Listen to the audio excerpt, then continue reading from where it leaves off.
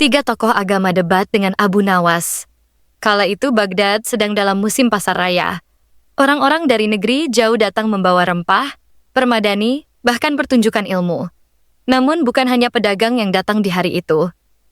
Di antara keramaian unta dan tenda, tampak tiga lelaki berwibawa turun dari tunggangan mereka. Yang pertama mengenakan jubah hitam dengan kalung salib besar seorang pendeta Nasrani dari Bizantium. Yang kedua, berjubah ori dengan kepala pelontos seorang biksu dari negeri timur jauh. Dan yang ketiga bersorban salib dan membawa kitab bersampul kulit tebal seorang pastor Katolik dari Eropa Barat. Mereka bertiga bukan datang untuk berdagang, bukan pula untuk berdamai, tetapi untuk menguji satu nama yang tersohor di Baghdad. Namanya Abu Nawas? Tanya sang biksu. Matanya menyipit menahan silau. Ya, sahut pedagang setempat. Dialah yang sering bikin ulama geleng-geleng dan raja tersenyum-senyum. Kami ingin bertemu dengannya. Kami hendak berdiskusi soal agama dan kebenaran, kata sang pendeta. Kabar tentang kedatangan tiga tokoh agama ini menyebar secepat angin gurun. Para penduduk Baghdad mulai berkumpul di kedai-kedai, membicarakan kabar tersebut. Beberapa menduga akan terjadi perdebatan besar, mungkin seperti zaman Nabi Ibrahim dahulu, kala beradu hujah dengan Namrud. Namun ada pula yang hanya tertawa. Abu Nawas, didebat tiga orang sekaligus? Halah, nanti juga malah mereka yang bingung sendiri. Abu Nawas itu, lidahnya bisa lebih tajam dari pedang Syam. Malam itu, di serambi masjid kecil, tempat biasa Abu Nawas duduk menulis syairnya, seorang utusan dari istana datang membawa surat undangan resmi. Wahai Abu Nawas, Amirul Mukminin mengundangmu hadir dalam majelis ilmu besar esok hari, kata utusan itu. Apakah majelisnya akan mengenyangkan perut atau mengisi kepala? Tanya Abu Nawas sembari menguap. Keduanya mungkin tidak, tapi bisa jadi menggetarkan dada, jawab sang utusan. Baiklah, katakan pada Amir, aku akan datang dengan izin Allah dan satu cangkir teh panas.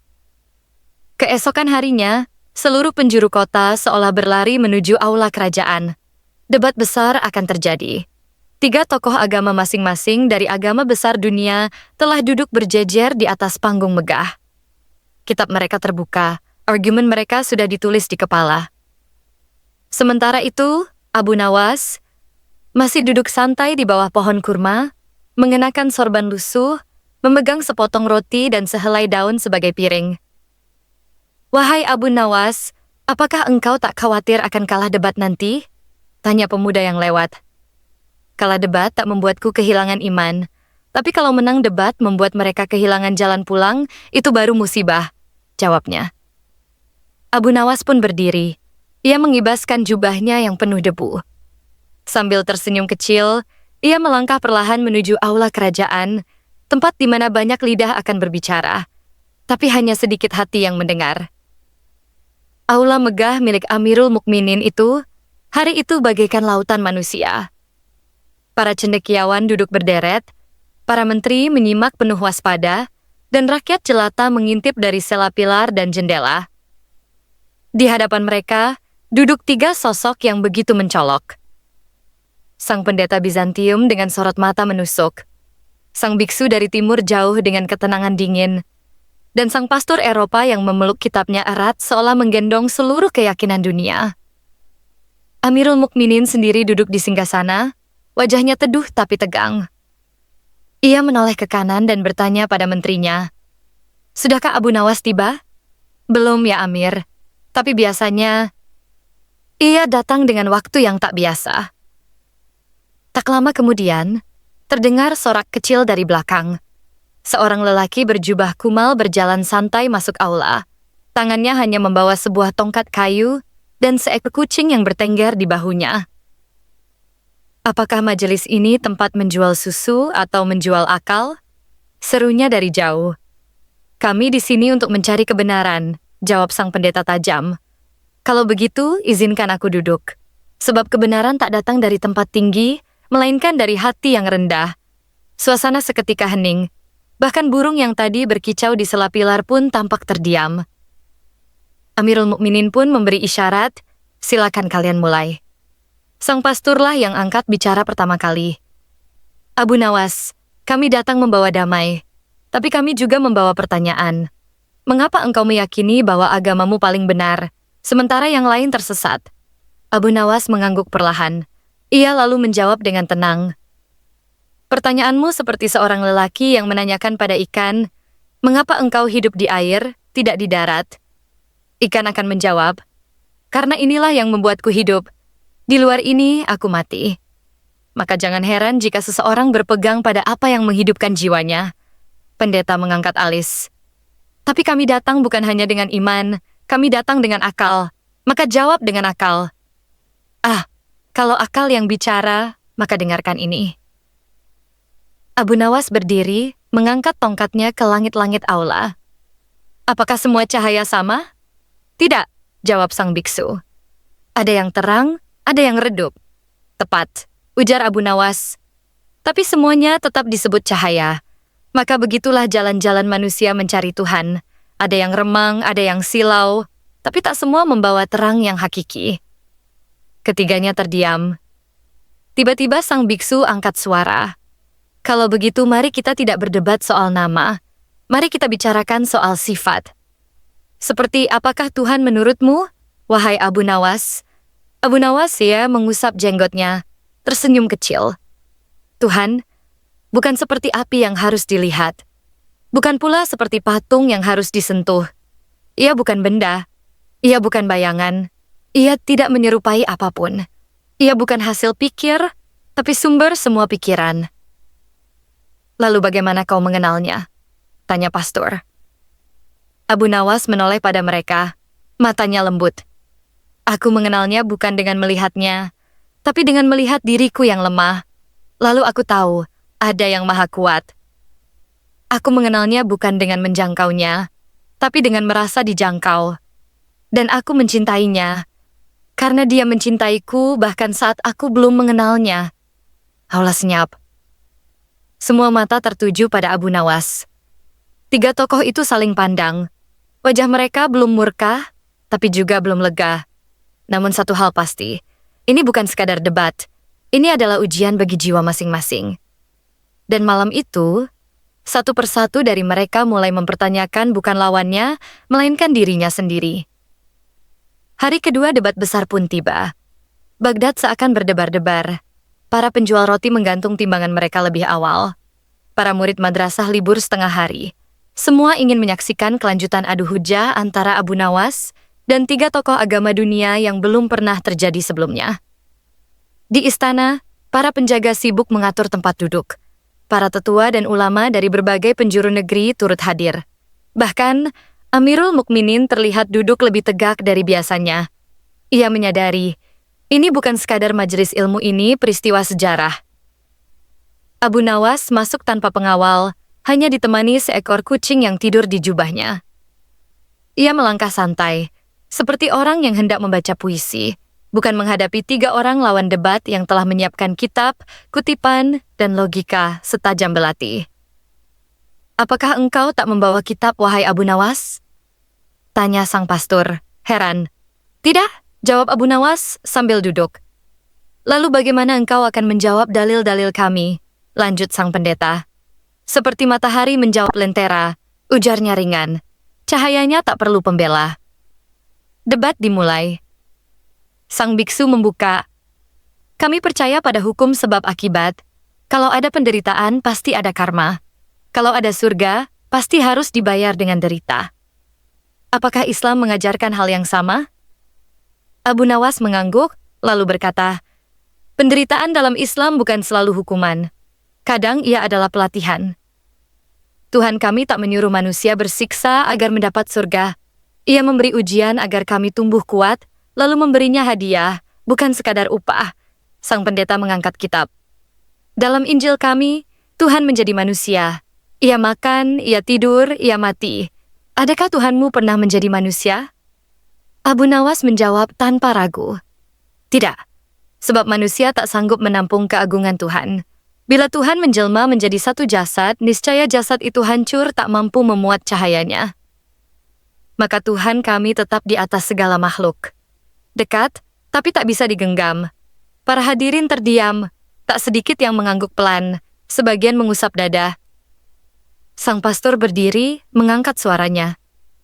Jika Tuhanmu tidak bisa dilihat, tidak bisa disentuh, tidak bisa dibayangkan, maka adakah bukti bahwa Ia benar-benar ada?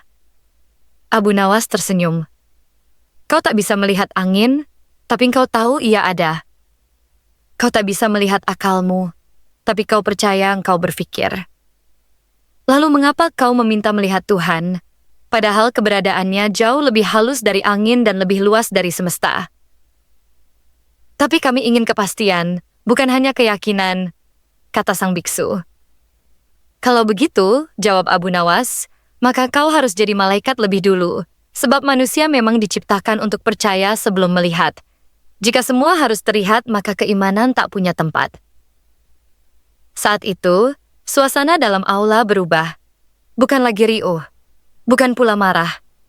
Namun sunyi yang berat, seolah setiap kalimat Abu Nawas menembus kulit dan masuk ke hati. Bahkan Amirul Mukminin pun tampak menunduk, matanya berkaca-kaca.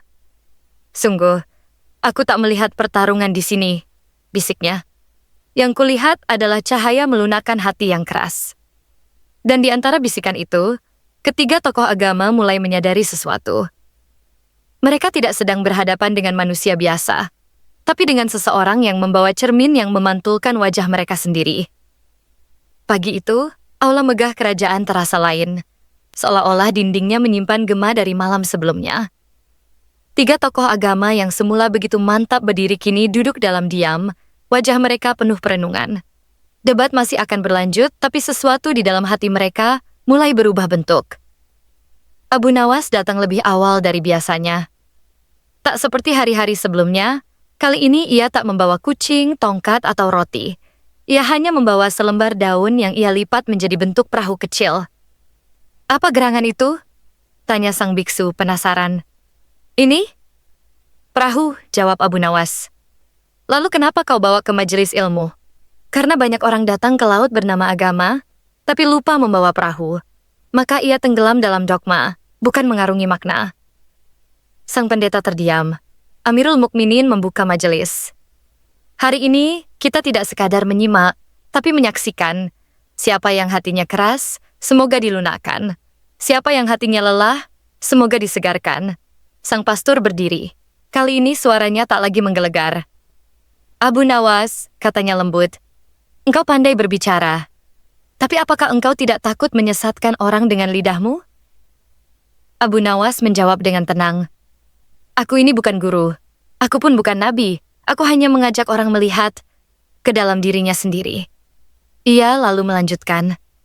Ketika seseorang berjalan dalam gelap, lalu kulihatkan padanya rembulan, apakah itu menyesatkan? Atau menunjukkan arah?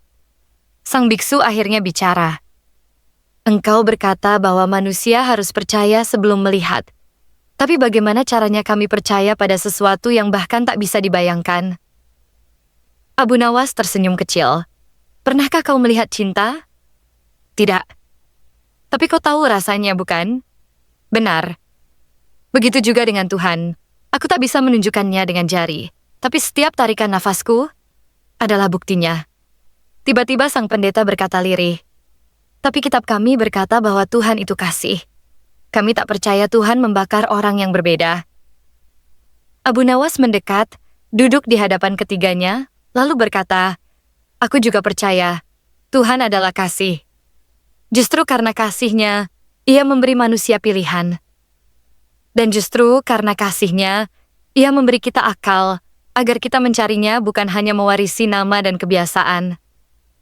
Neraka bukan diciptakan karena Tuhan benci, tapi karena ada jiwa yang menolak cahaya, meski telah ditawarkan berkali-kali. Seluruh aula terdiam, bahkan burung-burung di atap masjid pun enggan berkicau. Mata ketiga tokoh itu tampak basah, namun belum ada yang bicara. Belum ada yang menyerah. Abu Nawas menunduk perlahan lalu berkata, agama adalah jalan, tapi kebenaran juga adalah cahaya. Jika kita hanya mencintai jalan tapi menolak cahaya, kita akan tersesat di siang hari sekalipun. Tapi bila kita mencari cahaya, Tuhan akan menuntun kita. bahkan di malam tergelap. Hari itu, tak ada satupun kata hujatan yang keluar dari mulut tiga tokoh itu. Mereka mulai tak lagi menyerang, tak lagi mencari menang. Mereka diam dan mendengar. Dan Abu Nawas tahu, saat manusia diam, maka hatinya mulai bicara.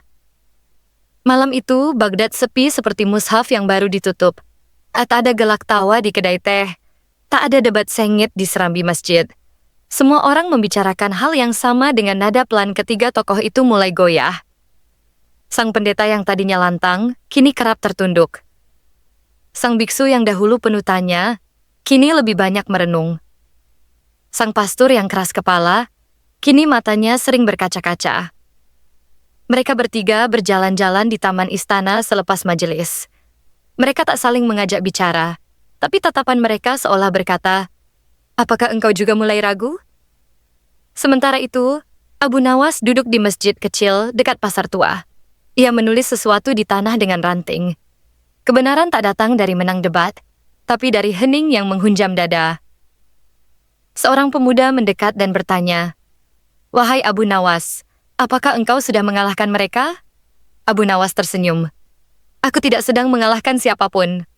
Lalu, "Aku sedang menanam benih. Jika mereka menyiramnya sendiri, maka akan tumbuh cahaya. Kalau tidak, biarlah Allah yang menjaganya." Keesokan harinya, suasana majelis lebih sunyi dari sebelumnya. Abu Nawas duduk lebih awal dari ketiga tokoh itu, wajahnya tenang, tak sedikit pun menyiratkan kemenangan atau kebanggaan. Ia justru seperti orang yang bersiap mendengarkan, bukan berbicara. Ketiga tokoh masuk bersamaan, tapi kali ini, mereka tidak membawa kitab. Tidak satu pun membawa catatan, hanya diri mereka sendiri. Amirul Mukminin merasa heran. Ia pun bertanya, "Wahai para tamu agung, mengapa hari ini kalian tidak membawa senjata ilmiah kalian?" Sang biksu menjawab perlahan, "Karena kami datang bukan lagi sebagai penantang, tapi sebagai pencari." Sontak aula senyap. Bahkan Abu Nawas tak segera menjawab. Ia hanya menatap mereka dalam seolah menunggu sesuatu yang belum terucap. "Apa yang kalian cari?" tanyanya akhirnya. "Hati kami tak tenang," jawab pendeta. "Ilmu kami tak cukup," tambah pastor. "Dan kata-katamu tak bisa kami lawan, karena seakan bukan berasal darimu," lirih sang biksu. Abu Nawas memejamkan mata, lalu berkata, "Apa yang kalian rasakan saat duduk di majelis ini?" "Kami merasa ditelanjangi oleh cahaya," jawab pendeta. "Kami merasa selama ini kami tahu banyak tapi paham sedikit," sambung pastor. "Kami merasa ia seolah baru hari ini mengenal Tuhan yang sebenarnya," kata sang biksu. Abu Nawas lalu bangkit. Ia mengangkat tangannya ke langit lalu berdoa, "Wahai yang membolak-balikan hati, jika ketiganya engkau hadirkan sebagai penantang, maka lembutkanlah hati mereka menjadi penempuh jalanmu.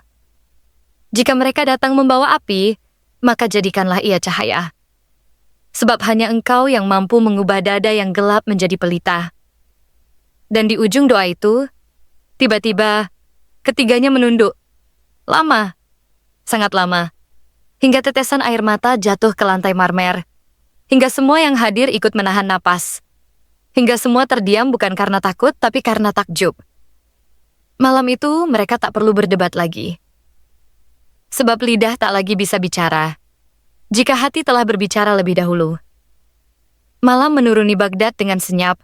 Langit bertabur bintang, namun di hati tiga tokoh itu justru ada gemuruh yang belum selesai. Sang pendeta gelisah di penginapan istana.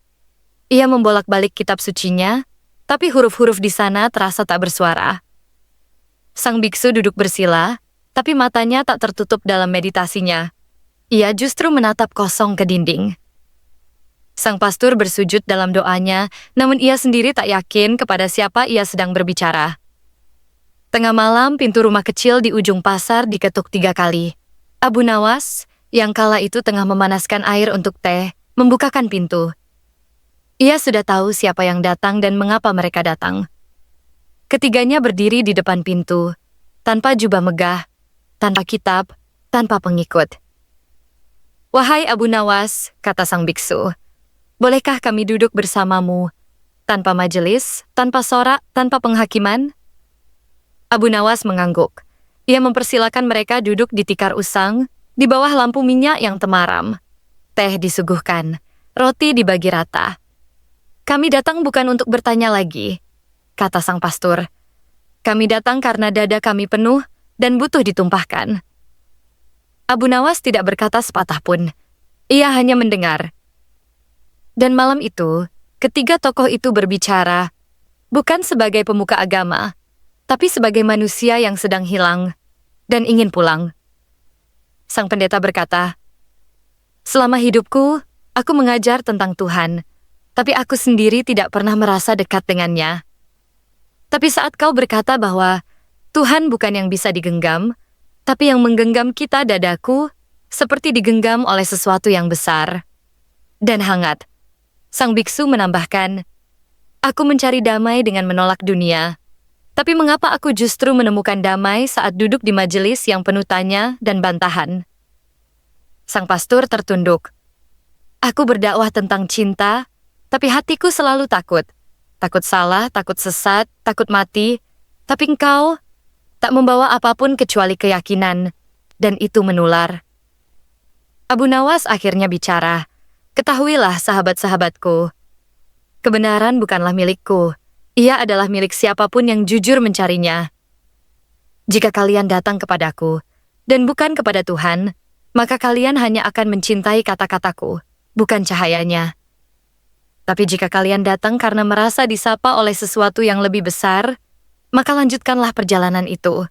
Aku hanya penunjuk jalan, bukan tujuan." Air mata mengalir di wajah ketiganya. Dan untuk pertama kalinya, mereka bertiga sujud. Tidak karena dipaksa, tidak karena dikalahkan, tapi karena hati mereka akhirnya menemukan rumah. Sebelum fajar menyingsing, Abu Nawas mengantarkan mereka ke serambi masjid. Yahya berkata pelan, "Besok pagi, datanglah sebagai diri kalian yang baru. Tidak perlu menjelaskan kepada dunia. Sebab hidayah bukan untuk dipamerkan, tapi untuk dijaga." Ketiganya mengangguk, dan di ujung malam itu, doa mereka akhirnya benar-benar sampai ke langit. Suasana di alun-alun Baghdad, malam itu senyap dan syahdu. Bintang-bintang bersinar terang di langit, seakan turut menjadi saksi akan perubahan besar yang terjadi hari itu. Ketiga tokoh agama, Pendeta Bartholomeus, Biksu Ashoka, dan Pastor Gregorio, duduk bersila di hadapan Abu Nawas, dengan wajah yang tak lagi congkak, melainkan penuh perenungan dan keheningan. "Wahai Abu Nawas," ujar Biksu Ashoka sambil menunduk rendah, "tak kami sangka bahwa lidahmu begitu ringan, namun kata-katamu menembus dada kami yang selama ini keras membatu." Pendeta Bartholomeus menimpali, "Kami datang dengan niat membungkam, namun engkau menjawab dengan hati. Kami menyerang dengan logika, tapi engkau menjawab dengan hikmah. Tidak ada celah dalam hujahmu, tidak pula ada kesombongan dalam gayamu." Pastor Gregorio bangkit perlahan. Ia menatap langit sejenak, lalu berkata dengan suara lirih, "Kami datang membawa kitab-kitab, namun lupa membawa hati yang bersih. Sementara engkau datang hanya dengan tongkat dan senyuman, tapi membawa cahaya." Abu Nawas diam, wajahnya datar. Tidak bangga, tidak jumawa. Ia hanya menatap mereka satu persatu, lalu berkata dengan tenang, "Ketahuilah, wahai para pencari kebenaran, tidak ada paksaan dalam agama ini. Tapi jika hatimu telah digetarkan oleh Allah, maka jangan kau lawan getar itu." Ketiganya saling berpandangan. Tanpa perlu komando, mereka bertiga bersimpuh serentak, bersujud di depan Abu Nawas. Penduduk Baghdad yang tadinya berkerumun kini terdiam menahan napas. Ada yang menangis, ada yang bertakbir. "Ajarkan kami tentang Islam," kata Pastor Gregorio. "Aku ingin menyucikan hatiku dari segala keangkuhan," sambung Biksu Ashoka. "Dan aku ingin menjadi hamba, bukan penguasa dalam debat," tutup Pendeta Bartholomeus. Abu Nawas mengangguk.